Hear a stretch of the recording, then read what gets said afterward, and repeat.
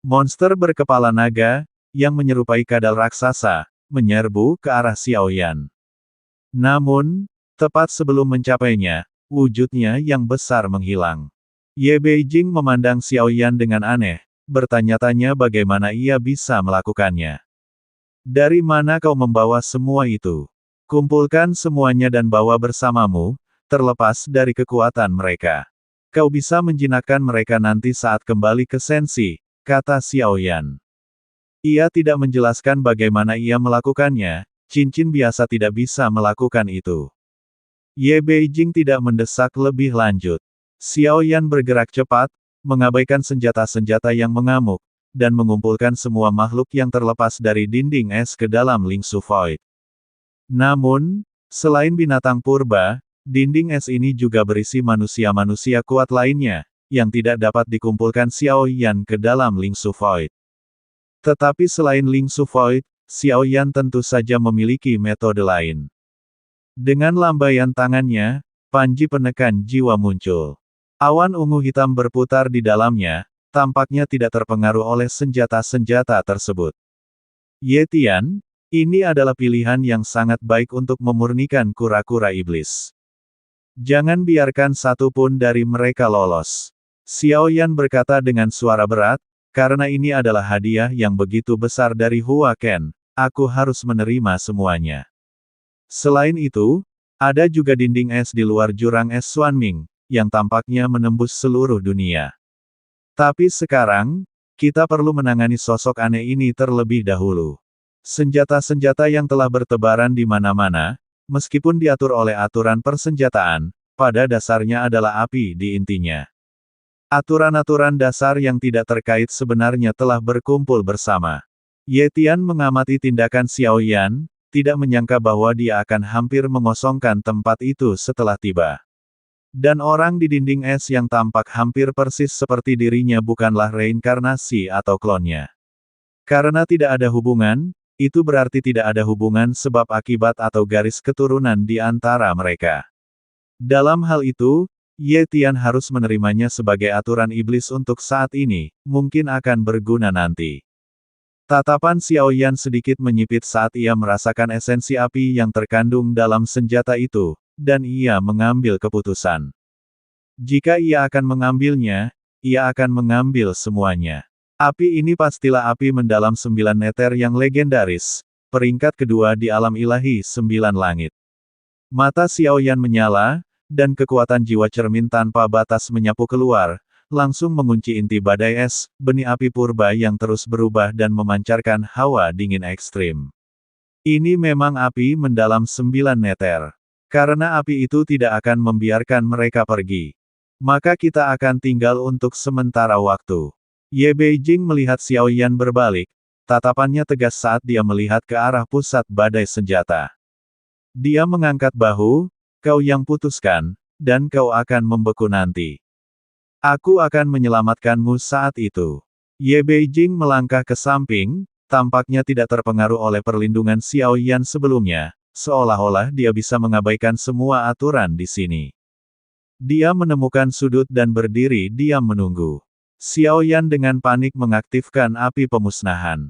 Dinding es di sekitarnya runtuh, berubah menjadi debu, dan sosok-sosok berterbangan keluar.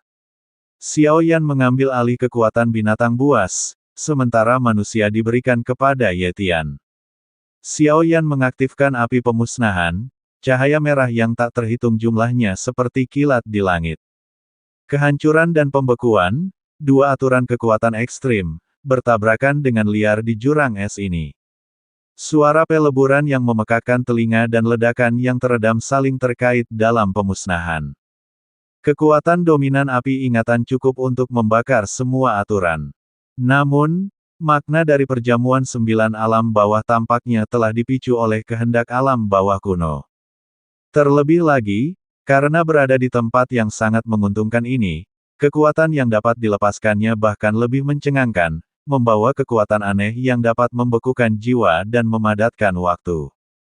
Kemanapun cahaya yang bersinar itu lewat, senjata memang meleleh, tetapi aura dingin itu seperti batu, dengan gigi berkedip-kedip di tengah derasnya kehancuran, bahkan melawan balik dengan arus yang lebih dingin, mencoba membekukan cahaya merah kehancuran itu sendiri. Xiao Yan mengerang, dan serangan balik yang hebat datang dari titik di mana jiwanya terkunci. Maknanya bukan hanya suhu rendah, tetapi membawa aturan negasi, aturan yang sama sekali berbeda dari api, kekuatan yang sangat aneh, seolah-olah ingin bersaing dengan api peringatan Xiao Yan. Betapa anehnya api itu menampilkan asal-usulnya dalam keadaan beku. Tak heran ia berada di peringkat kedua. Tatapan Xiao Yan semakin serius. Tanpa api pemusnah yang kini tak tertandingi kekuatannya, ia mungkin bahkan tidak akan memenuhi syarat untuk berduel dengannya di jurang Xuanming ini. Akibatnya, ia akan membeku oleh hawa dingin ini seperti klon. Perjamuan Xuanming 9 meter yang aneh ini membangkitkan minat Xiao Yan. Asal-usul api yang benar-benar berbeda. Jika dapat digabungkan dengan api pemusnah yang mengamuk, mungkin keduanya dapat menciptakan percikan api yang berbeda dalam pertempuran. Ia membentuk segel tangan dengan api pemusnah. Dan kobaran api pemusnahan yang mengamuk tidak lagi kacau tetapi berubah menjadi garis-garis cahaya yang tak terhitung jumlahnya, sangat lincah, menghindari titik terkuat gelombang dingin biru dan menembus ke arah sumber inti dari segala arah dengan presisi yang cerdik. Pada saat yang sama, kekuatan jiwanya yang luar biasa melonjak seperti gelombang pasang, dengan paksa menembus cahaya biru, mencoba menganalisis dan menekan kehendak intinya. Perjamuan neter mendalam 9 neter ini sudah memiliki kecerdasan. Merasakan ancaman mematikan dan kehendak pemusnahan yang tak terhindarkan, ia secara bertahap mulai menjadi gila. Seluruh jurang neter mendalam mengerang dan bergetar. Suara dingin seperti anak kecil menjadi sangat melengking. Ayah, tidak, jangan sakiti aku, tetaplah bersamaku. Suara itu tampaknya langsung memengaruhi kedalaman jiwa, membawa kesedihan tanpa akhir, kesepian, dan rasa posesif yang mengerikan. Diiringi jeritan dan badai senjata, sosok gadis buram yang terbentuk dari es biru murni muncul dan menghilang. Dia membuka lengannya, dan hawa dingin seluruh jurang es tampaknya berkumpul di sekelilingnya.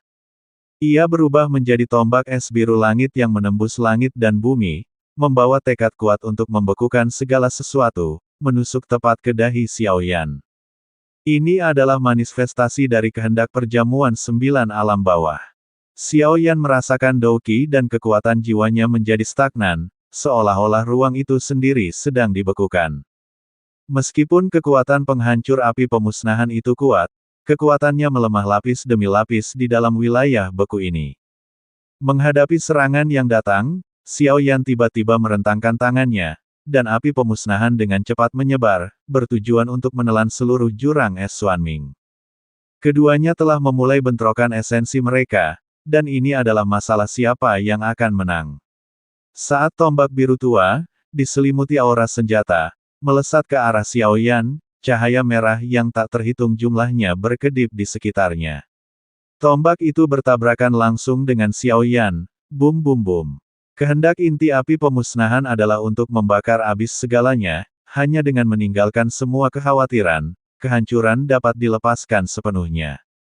Jika kau ingin aku tetap tinggal, mengapa tidak membiarkanku menemanimu mulai sekarang dan menjadi salah satu kekuatanmu?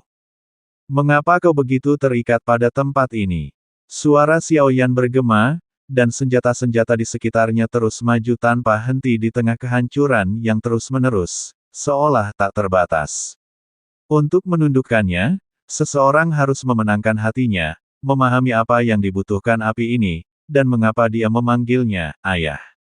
Hanya dengan memahami alasan di baliknya seseorang dapat berhasil.